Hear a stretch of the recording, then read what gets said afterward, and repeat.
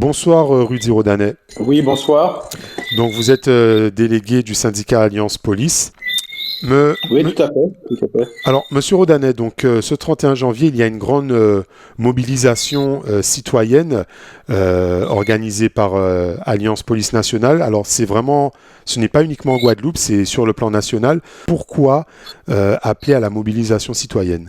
Alors, face à la montée préoccupante des homicides et à la circulation accrue des armes sur notre territoire, légitimement, de nombreux citoyens expriment aujourd'hui une inquiétude par rapport à leur sécurité et à celle de leurs proches. Donc, dans ce contexte-là, nous, Alliance Police Nationale, nous demandons au gouvernement de doter les forces de l'ordre de plus de moyens humains, matériels et financiers. Parce qu'il faut savoir que les enjeux actuellement sont assez importants, vu la situation actuelle sur notre territoire, vu la montée de la délinquance actuellement. Justement, cette manifestation, justement, c'est pour encore sensibiliser et dire au gouvernement notre préoccupation face à cette montée. Et effectivement, les forces de l'ordre sont de plus en plus démunies par rapport à cette montée de violence, hein. Et donc, effectivement, les moyens actuels ne sont pas suffisants tant en humain, moyens humains. Ce que nous demandons, c'est qu'on renforce les effectifs, qu'on remplace systématiquement les départs à la retraite et les mutations, qu'il y ait un allègement des tâches administratives pour recentrer les policiers sur leur cœur de métier. Ça, c'est au niveau humain. On demande ça au niveau humain. On demande au niveau des moyens matériels également. Par exemple, des équipements adaptés. Je parlerai des gilets pare-balles récents, des casques récents, des véhicules sécurisés, une modernisation du parc automobile. Et on demande également des locaux décents et sécurisés pour accueillir le public et le travail des agents. Donc c'est tout ça qu'on demande au gouvernement. Tout ça, actuellement, tous ces moyens-là sont défaillants. Très bien. Et donc là, cette mobilisation citoyenne, vous tenez à ce que la population soit avec vous, se mobilise avec vous justement pour vraiment pousser le gouvernement à agir. Voilà, il faut que tout le monde soit conscient de la problématique actuelle dans ce département. Et il faut que tout le monde s'y mette. Je veux dire, c'est pas que la police, il faut que les citoyens également prennent conscience de ça et que les citoyens soutiennent la demande des policiers. Parce que on n'arrivera pas sinon si tout le monde n'est pas impliqué. Donc la lutte contre la violence, la délinquance, c'est l'affaire de tous. C'est l'affaire de tout le monde, tout à fait.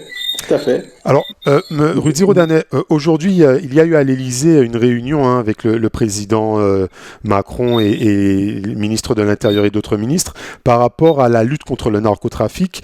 Et visiblement, des annonces ont été faites comme quoi, en Guadeloupe, également en Martinique, que la lutte sera intensifiée, que les moyens seront donnés, il y aura des renforts en hommes, en matériel, justement pour lutter contre le narcotrafic. Pensez-vous que c'est un effet d'annonce de plus ou comment interprétez-vous cela? Alors, cela reste des promesses, hein. Vous savez, les promesses, on a déjà entendu pas mal. Donc, on attend des faits concrets. On attend vraiment l'arrivée de ces effectifs-là. Effectivement, le gouvernement, ce matin, a parlé de contrôle 100% des avions, des contrôles de mettre au niveau maritime un contrôle à 100%. Oui, ce sont de bonnes choses, mais on attend pour voir. Ça ne reste pour l'instant que des promesses. On a déjà entendu, on a déjà eu des promesses dans le passé. Donc effectivement, pour l'instant, ça ne reste que des promesses. Monsieur Rodanet, la Guadeloupe est gangrénée par une circulation d'armes de plus en plus sophistiquée et dangereuse. Euh, que peut faire la police avec justement les moyens qu'elle a actuellement? Racontez-nous un petit peu. Alors actuellement, effectivement, il y a une circulation qui est inquiétante des armes. Alors nous, on aurait souhaité qu'il y ait un renforcement contre ce trafic d'armes et les réseaux criminels. On demande qu'il y ait des contrôles, qu'il y ait des radars qui soient mis au niveau maritime, qu'il y ait des drones, qu'il y ait des achats de drones pour surveiller le littoral, parce qu'il faut savoir que les armes arrivent soit par bateau, forcément nous sommes une île, soit par la poste.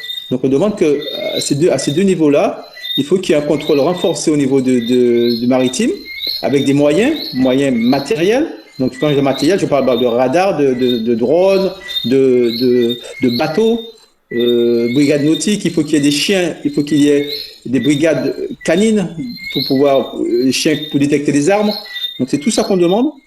Effectivement, et je pense qu'avec tous ces moyens-là, on pourra mieux assurer, mieux réguler, on ne va pas faire disparaître, mais réguler, faire diminuer ce trafic d'armes en Guadeloupe. Il faut savoir aussi que on demande aussi au niveau juridique qu'il y ait un cadre juridique clair de manière à protéger l'action des forces de l'ordre.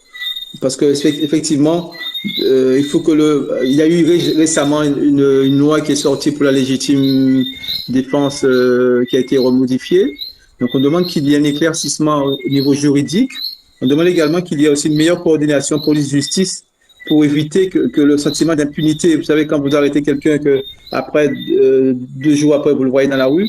Donc on demande qu'il y ait une meilleure coordination entre la police et la justice pour améliorer l'efficacité de la police et de la justice en même temps.